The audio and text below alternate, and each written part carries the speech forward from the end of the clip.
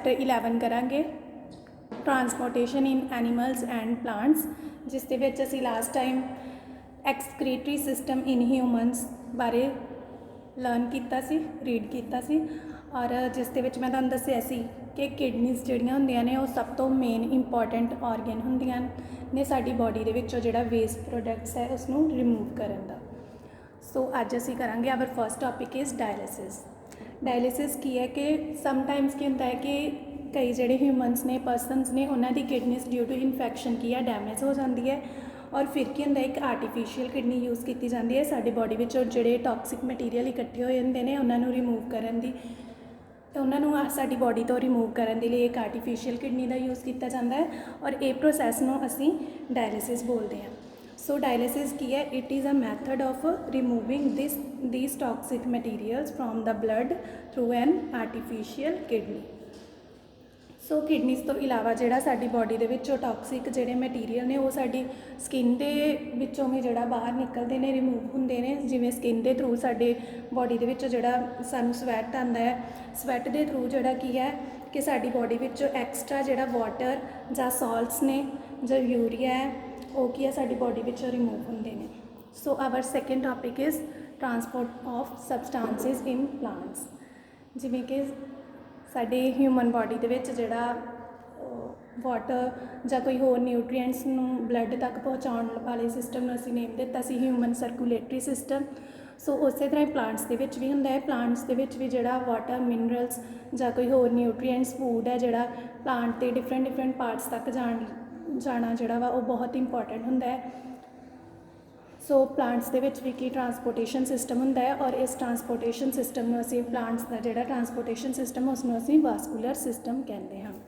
सो vascular system की है, vascular system की it is consist of 2 pipe like vessels arranged end to and.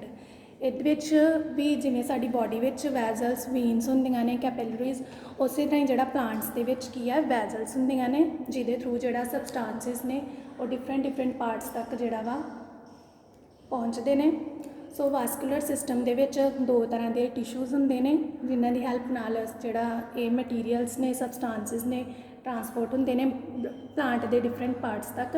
First है xylem tissue and second is phloem tissue.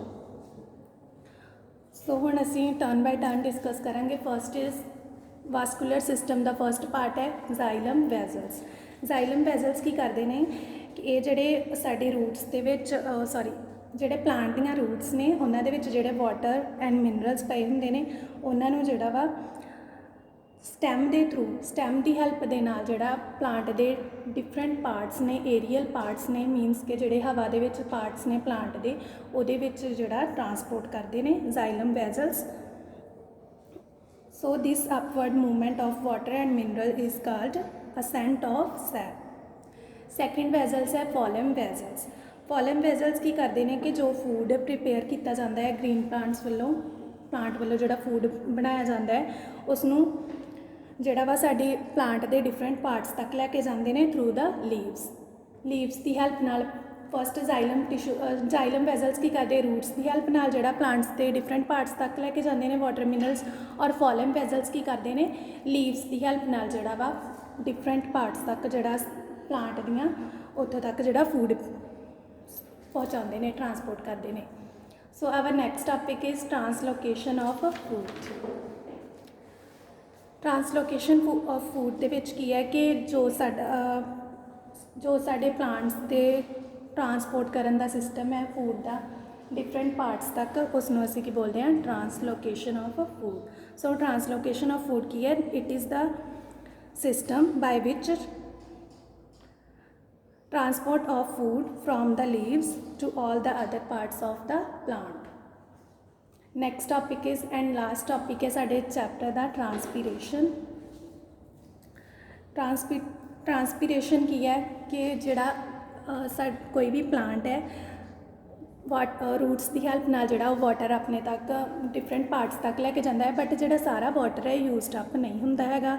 सो कुछ जिहड़ा extra water है वो की है स्टोमैटा की हैल्प नाल लीव्स की हैल्प नाल जिहड़ा वा प्लांट दे विचों की है एग्जिट करता है, बाहर हो जाता है, इवैपोरेट हो जाता है in the form of water vapours. Water vapours ਦੀ ਫਾਰਮ ਦੇ ਵਿੱਚ ਜਿਹੜਾ ਵਾ ਸਟੋਮੈਟਾ ਦੇ ਥਰੂ ਲੀਵਸ ਦੇ ਥਰੂ ਜਿਹੜਾ ਪਲਾਂਟਸ ਦੇ ਵਿੱਚੋਂ ਐਕਸਟਰਾ ਵਾਟਰ ਹੈ ਉਹ ਕੀ ਰਿਮੂਵ ਹੋ ਜਾਂਦਾ ਹੈ। ਸੋ ਇਸ ਪ੍ਰੋਸੈਸ ਨੂੰ ਅਸੀਂ ਕੀ ਬੋਲਦੇ ਹਾਂ, ਟਰਾਂਸਪੀਰੇਸ਼ਨ। ਸੋ ਇਸ ਦੇ ਨਾਲ ਹੀ ਸਾਡਾ ਚੈਪਟਰ 11 ਫਿਨਿਸ਼ ਹੁੰਦਾ ਹੈ। ਨੈਕਸਟ ਲੈਕਚਰ ਵਿੱਚ ਅਸੀਂ ਜਿਹੜਾ ਨਿਊ ਚੈਪਟਰ ਸਟਾਰਟ ਕਰਾਂਗੇ। ਆਈ ਹੋਪ ਤੁਹਾਨੂੰ ਇਹ ਚੈਪਟਰ ਸਮਝ ਆ ਗਿਆ ਹੋਏਗਾ। Thank you.